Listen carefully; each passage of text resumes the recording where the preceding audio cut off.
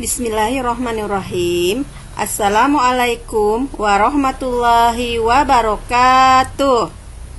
Rabbi sholli sodri wa yassirli amri wahlul 'uqdatam min lisani yafqahu qawli. Apa kabar anak-anak soleh dan solehah? Perkenalkan, nama saya Nia Riana, mahasiswa PPG Daljab Bat 1 tahun 2023. Materi kita pada hari ini adalah tentang Syu'aibul Iman atau yang disebut dengan cabang-cabang iman. Adapun tujuan pembelajaran pada hari ini, yang pertama, peserta didik dapat menganalisis makna Syu'aibul Iman, pengertian, dalil, macam-macam dan manfaatnya. Yang kedua, peserta didik dapat mempresentasikan jenis dan tanda-tanda Syu'aibul Iman disebut dengan cabang-cabang iman. Yang ketiga, peserta didik dapat meyakini bahwa dalam iman terdapat banyak cabang-cabangnya dan hikmah penerapannya dalam kehidupan.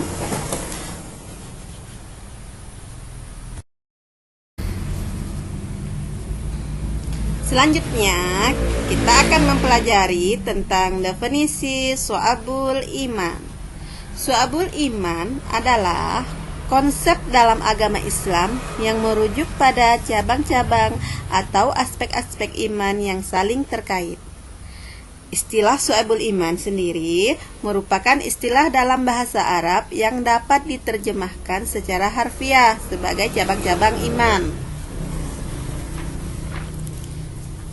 Iman berasal dari bahasa Arab dari kata dasar amana yu'minu imanan yang berarti beriman. Adapun definisi iman menurut bahasa berarti kepercayaan, keyakinan, ketetapan atau keteguhan hati.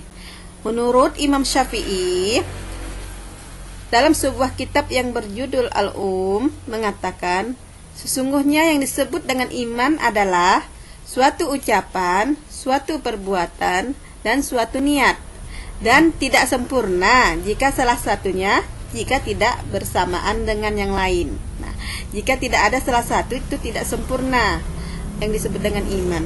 Jadi, iman itu dapat kita simpulkan yaitu mempercayai dengan hati, mengucapkan dengan lisan, dan membuktikan dengan perbuatan merupakan definisi dari iman.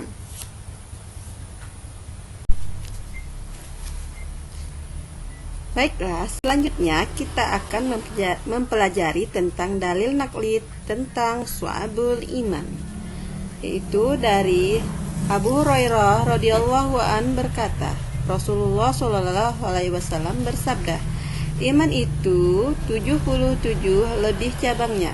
Yang paling utama adalah mengucapkan la ilaha illallah, dan yang paling kurang adalah menyingkirkan apa yang akan menghalangi orang di jalan. Dan malu itu salah satu dari cabang iman. Hadis riwayat Muslim.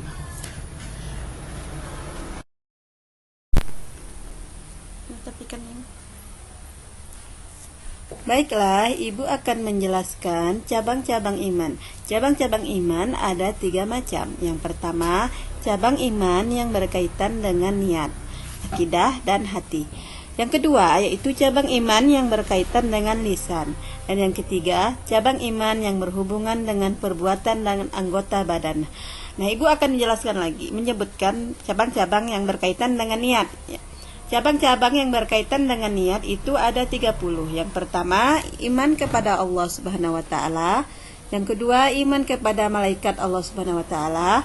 Yang ketiga, iman kepada kitab Allah Subhanahu wa taala. Yang keempat, iman kepada rasul-rasul Allah Subhanahu wa taala. Yang kelima, iman kepada takdir baik dan takdir buruk Allah Subhanahu wa taala. Yang keenam, iman kepada hari akhir. Yang ketujuh, iman kepada kebangkitan setelah kematian. Yang kedelapan, iman bahwa manusia akan dikumpulkan di yaumul mahsyar setelah hari kebangkitan. Yang kesembilan, iman bahwa orang mukmin akan tinggal di surga dan orang kafir akan tinggal di neraka. Yang ke-10, mencintai Allah Subhanahu wa taala. 11, mencintai dan membenci karena Allah Subhanahu wa taala. Yang ke-12, mencintai Rasulullah SAW dan yang memuliakannya. Ke-13, ikhlas, tidak riya dan menjauhi sifat munafik.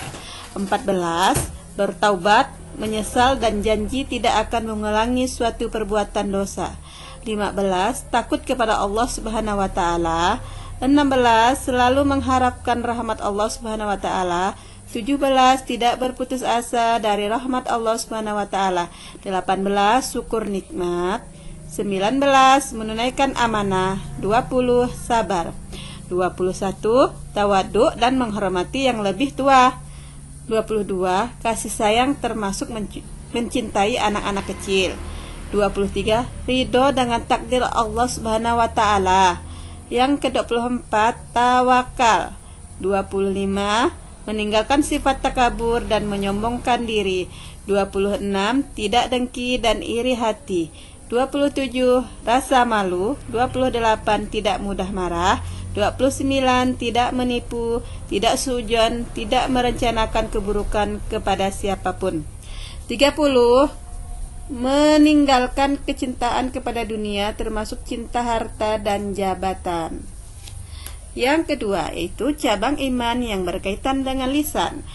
Cabang iman